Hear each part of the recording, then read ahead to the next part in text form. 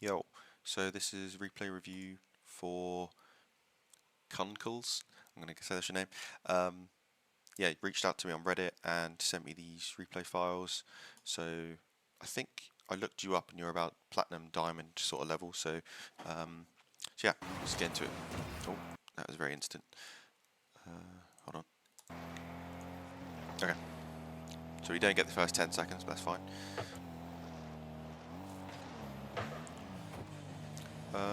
So this positioning's okay here. Boost is fine.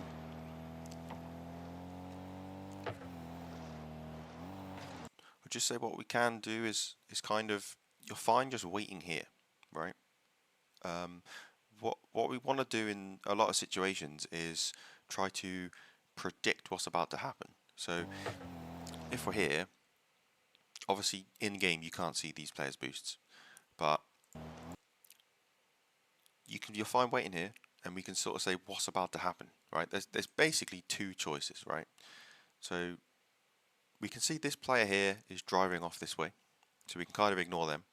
And now we want to look at this player, and we can sort of predict what might happen. So like I say, two things. So either the ball's going to fall down, then they're going to catch the ball and try and do something with the ball. And if that happens and you were stayed here, you could just turn and challenge the play. Or they might jump and bang the ball, which is what happens here. And if they jump and bang the ball, again, you don't really want to be pushed up. And it's only because this ball's coming down on a bounce that they might boom the ball away. So you have to just be a little bit careful, and you can kind of just look at the sort of player's body language and try to work out what they might do. And even right now, they've just jumped. As I've hit this pause, they've just jumped. So you already don't really want to be carry on turning. And you see how you've made yourself a bit awkward, have to reverse and get this weird touch, right? So we can try to sort of look ahead and try to predict what we think might happen.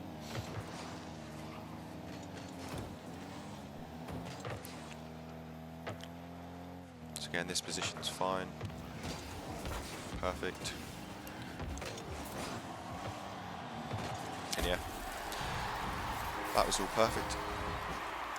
Waited for the opportunity to challenge at the right time, got it round them both. Okay, so reversing on the kickoff is, I'm guessing you do it because you don't know what's going to happen and you want to play it safe. Which is, it's fine, but realistically you're not going to get any chances if you do this. So, and most of the time, the other team is going to end up with possession, and you're just going to have to be defending. So, imagine the ball just stays around the middle, right? Then this player is pretty much going to beat you 99% of the time to the ball, and then they get a free 1v1 against you. So you have to be a little bit careful with sitting in the goal. I would suggest most of the time you want to just slowly follow up, cheat up on the play, grab this pad, and just creep up towards the middle. I know it seems risky because the ball might ping off the wall and come into your own half, and it might lead to goals, but equally it can do that on their half as well. And if you're back in your goal, you're never going to be able to do anything. So although it is safe, like I say, you're never going to create any chances of your own. And most of the time, you're going to be defending. Okay, and here... this is kind of like a solo queue thing. So if I go back slightly. So here, again, we need to quickly, just before we even go, because we're still quite far away, we need to have a quick look around the pitch and try and work out what's going on. So this player here, we can see them driving to the boost. We've seen our teammate has just grabbed the mid boost because it's gone, and they've turned this way, and we have no idea where the other player is. Right? Then if I can skip forward a tiny bit more. Now again, we still can't see this player over here. This player's now grabbed the corner. They're in the corner. They're miles away from the ball. And our teammate has done this. So now, we can ask ourselves, kind of what's going to happen. So our teammate wants to go for the ball because they've turned in. If they wanted to leave the ball for us, they would have turned or stopped, or they'd have kept going this way, go out the way, right? Then we know we can go. So you have to kind of look around and try to work out what's happening. Now, if you were in voice chat, then you could just tell your teammate, leave it, I'll go, my ball, whatever, whatever you want to say, so they know that you're going to go. Even if you're in solo queue, you could just spam "I got it" as the quick chat, so then your teammate knows that you're going. The problem is, if you don't communicate, you're coming up behind your teammate, you're driving past your teammate to go for the ball, right? And they just jump then. You probably got put off a bit by your teammate being right there. Your teammates got put off by you going, and now you've both got a weird, you've missed, they've got a weird touch on the ball, and now you're both in front of the play, so you can't really do anything. So it was kind of on you there to, let me go back to like this sort of moment here. You need to just sort of slow down a little bit, because again, there's no need to rush it anyway. Even if your teammate wasn't here, you don't need to rush because this player's miles away.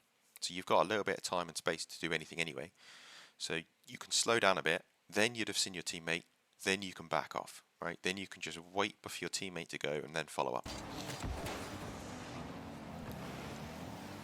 And just a quick one here. So this is a tiny little thing. Again, we can look around at what's happening again. So here, our teammate's never getting back to this ball. So we know our teammate's out the play, which is why you've kept driving away. And then we need to look at, okay, now who's getting to the ball next? We can ask ourselves again, right? Who's getting there next? What's going to happen? And we see this player. We see this player here driving along the backboard. Okay, now the ball's going to hit around here somewhere. Because this player's on the left side of the ball, if they hit the ball, it's probably going to go to the right. Right? It's a simple little thing. If they're on the left of the ball, they're going to hit it to this side. So if we just keep an eye on this player a little bit, because there's you're backwards, so you're never going to be able to go for it. And if they miss, then you can just turn anyway. And if they do hit the ball, then you want to turn the other way. So you kind of, similar to before, you kind of just want to wait a second and just wait half a second, see what happens. Then you saw that. Then you'd have seen this, and then you could have turned and gone this way. And you'd have been a little bit quicker to get over here.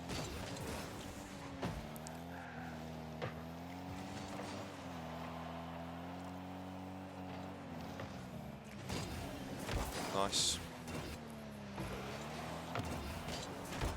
And yeah, this is great. She did well to get it around him. And this little turn left was really good as well, just because obviously it creates a better angle for the goal. Take your time, and it was good. Oh, I'd turn off camera shake. There's a setting called camera shake. I would turn it off. Every time you pick up boost or land or jump or a goal goes in, your camera is going to shake around. I think if you see it on this boost here, ready? Very subtle, but it shakes the screen. So if your screen's shaking about, it's just going to make it harder for you to see exactly where the ball is and what you want to do. So I'll just turn that off. Kickoff was decent.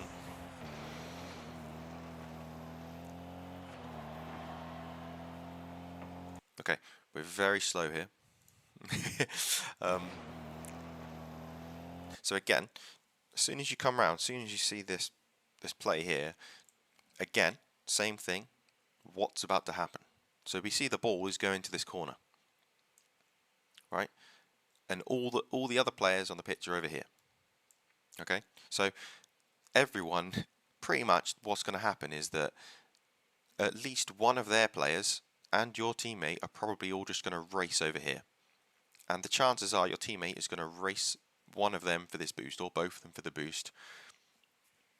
And then they're going to hit the ball. And if they do hit the ball, it's probably just going to go out along the wall and come down this way, right? So we know the ball is basically just going to follow around the curve of the pitch and come all the way around here. And you're not really going to be able to do anything if you wait back here. So just a simple front flip. Just get yourself to like the halfway line, right? I think this pad here is on the halfway line. You want to be somewhere here. And if the ball spills out, bang, you can shoot. If the ball bounces off the corner and comes out a bit, you can go in and get the ball. You know, you just need to be a bit closer so that you're ready for something in case something does happen. Otherwise, it's just like a bit of a missed opportunity. If you wait back here, you're never going to be able to do anything. And sure enough, look, the ball, your teammate raced one of them for the boost. Your teammate got the boost, and the ball's come around the wall, exactly as I said it would. Because that's just what always happens when the ball goes along this way. So then, you know, imagine if you were here now. Imagine if you were near the halfway line, you then intercepted this ball and got it over this player. The ball will come back round this way, and you've got a 1v1, and it's actually against this player who your teammate stole their boost. So now you're in a 1v1 against someone with 0 boost. Your teammate could then come round and help you. You know, so you've kind of missed. I'm not going to say guaranteed that could have been a goal, but just trying to highlight that you've missed a potential opportunity for something just because you were so far away. It's a great block. It's fine. Beautiful. So here, you've done it perfectly here. Look, the ball's pushing up the pitch, so you just want to follow the play. You just want to get a bit closer, because you know, imagine you stayed here like you did on the other one. You're not going to be able to do anything. So here, you've pushed up, perfect. Now you're ready for this. Okay. Similar thing again. I won't talk too much about the aerial. But here, again, as soon as you land, you know, again, we can ask ourselves what's going on. Just quick look around. So teammate, miles away. So because they're miles away, anytime you go for the ball now, you've basically if it doesn't end up going well, you've just left an open net. So this is where most people will call it, you know, last man, second man. You're in the last position, basically. So anytime you go for the ball, it's just going to be risky. If it goes wrong, there's no one behind you to cover you, basically. So that's the first thing. Secondly, this player is so much closer to the ball than you are. So they are going to get the ball way before you are, because the ball's bouncing towards them. The third thing, I know there's a lot to take in, and this is a lot going on all at the same time, and it's going to be tough to try and think of all of these things going on at once, but over time, if you start to slowly think about little bits and try to not look at the ball the whole time, you'll start to pick up on these, and it will just become like second nature. But there's no real threat. This player's sideways, so they're not going to be able to do much with the ball. They could jump, turn, and try to flip it, but they're not going to score from here. They're not, you know, there's nothing too dangerous that's going to happen. And sure enough, that they get this, you know, really weak touch that goes nowhere. So imagine if you didn't jump straight away, you could then go for this ball now. Instead of jumping as it was there, then you could have challenged and got that ball. So instead, look, you've overcommitted, and now your teammate's in a 1 versus 2. All because all we had to do was just wait tiny bit of time and just try to just see what's about to happen before we make a committal challenge on the ball. So it's a good job of teammate. Really close on the flick. And again here, look, you've done it. You've done it exactly the right thing here. This is so you can do it. So here you're driving in, but you've seen this player is actually going to beat you to the ball, so you don't commit, and then you go over here. Perfect, and stole the boost. Really good.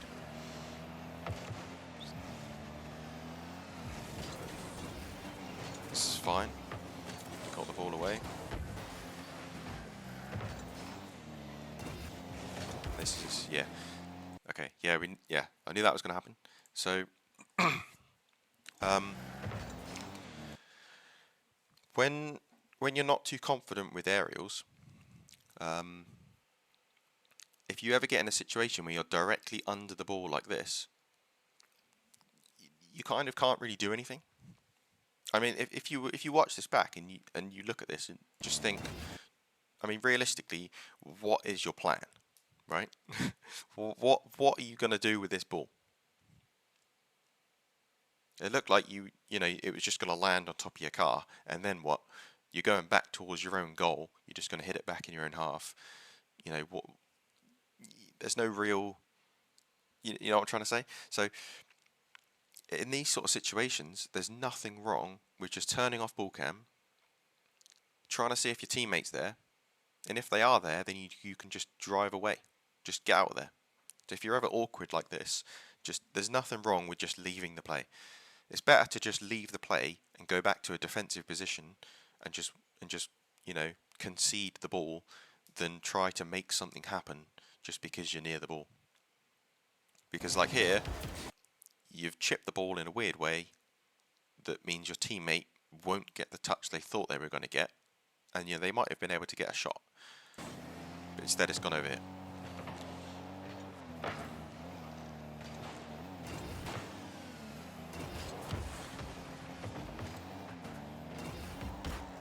It's all okay.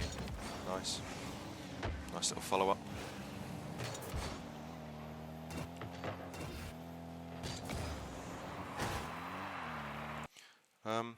I'll just be a bit careful on these sort of things where it's a long time to drive away.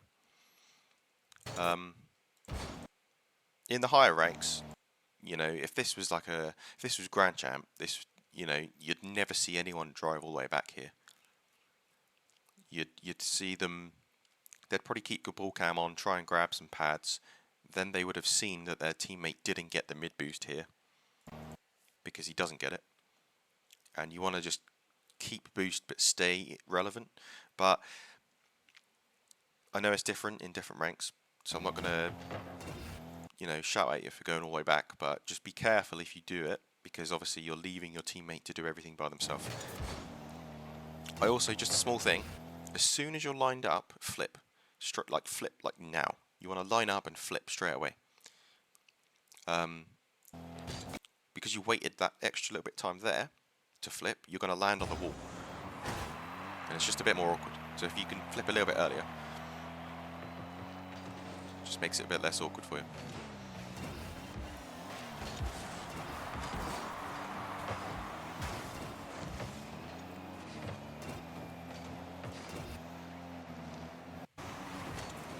Alright, yeah, so next one, because it's split in two. Don't know what that just did there. Turn that down. Yeah, there we go. I think we missed a bit, but whatever. This positioning's fine. Yep, it's fine. Mid boost is good. So yeah, this is the sort of position I was talking about before when I said try to flip up. So this position here is perfect here because you're waiting around, you're near the middle, you're on the halfway line. It's the right sort of place to be. And if we're a bit more confident, if we can go for the aerials, this is a free shot, right? So you're actually in the perfect position to just jump like right now and just go for this shot. So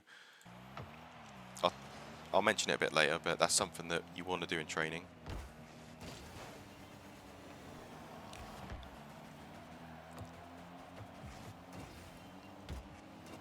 It's a decent touch.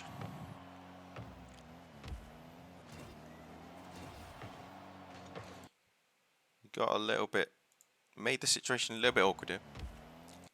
So again, this touch here, I would just really, so you have to sort of sometimes you have to think about, it's almost like your body language, or some people call it your car language. Because you stay near the ball, under the ball, your teammate doesn't want to double commit.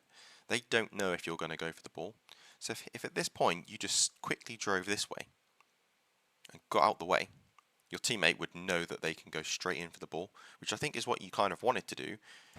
But that extra little bit of drive there that you did, I know it's tiny, and I know it might not necessarily work in this situation, but I'm trying to generalize it a bit as well. But if you do just get out of there, Like again, it's the same as before, where the ball's in the air, kind of directly above you, and you're not really going to be able to do anything. You get out of there. So you did get out of there, which is fine, but I think you took just a little bit too long, and your teammate didn't want to go, and that just gives the ball away. So we should be able to trust our teammate. So if you ever get in this situation again, you don't have to fully trust your teammate, but you can wait and see if they hit the ball first, right? Because you're fully jumping at the exact same time. You can just keep driving on the floor, and you're still going to cover the ball. Then if your teammate misses, then you can quickly jump and make the save if you need to. Because if you do it this way, you're guaranteed to double commit, and it could just go wrong. So this is good. See, this is what I'm talking about. This is good. We're pushing up the pitch. We need to get up here. Stay relevant.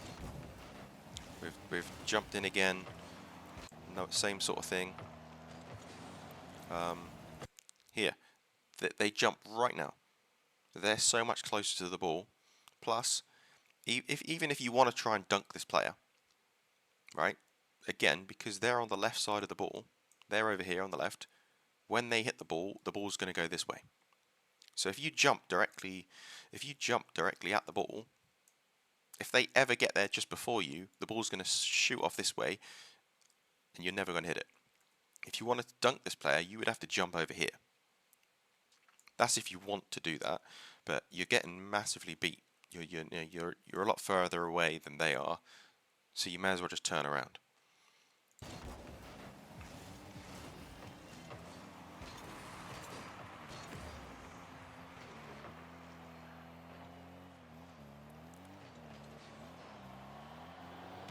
It's a good catch.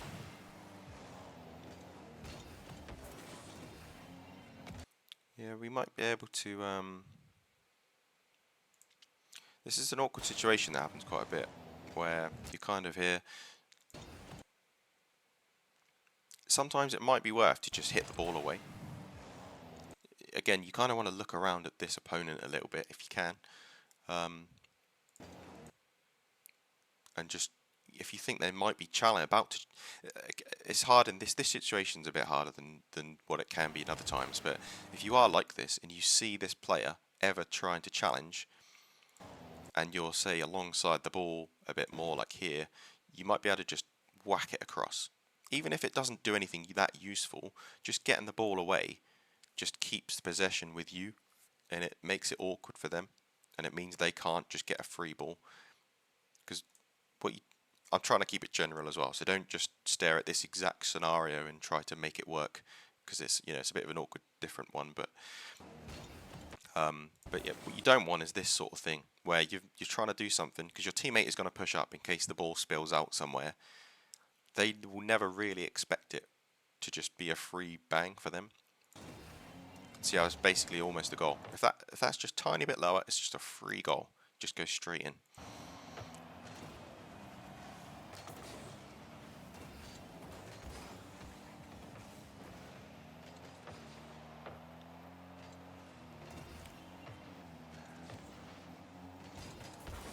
Nice block. Nice bump. Don't know if you meant to do that or not, but it worked.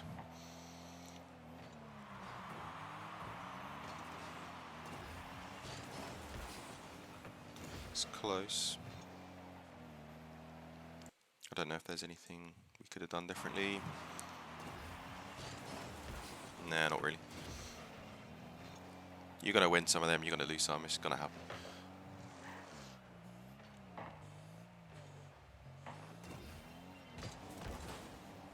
Honestly, waiting in the goal, that's fine. I wouldn't normally recommend doing it a lot, but let me go back a little bit more. But I mean, your teammate's going to hit it around the wall. You know that's coming. You've got 20 seconds left. Yeah. It's fine. It's a good clear. I like the boost grab. A bit awkward, but it's okay. Nice. Cool. I mean, yeah, I think, to be honest, for the most part, you're kind of in the right positions a lot of the time. Um, there was a couple of times where I sort of mentioned it where you don't really want to leave the play, like going all the way back for these boosts too much. Um, if it goes wrong, then you're instantly in a 1 versus 1 or 1 versus 2 because your teammate might overcommit. So it's just a bit dodgy. And I think there was a couple of times when you didn't quite push up and get close enough to the play. You kind of just waited back a bit. Um, and if you wait back too much, you're just going to put yourself in sort of 1v1 situations. Um, so it's a lot better to sort of try to get a bit closer, try to stay kind of relevant to the play, just in case, because again, you might just end up missing opportunities. And the other thing was, again, we just want to try and keep an eye on the players a little bit. Try not to just stare at the ball the whole time.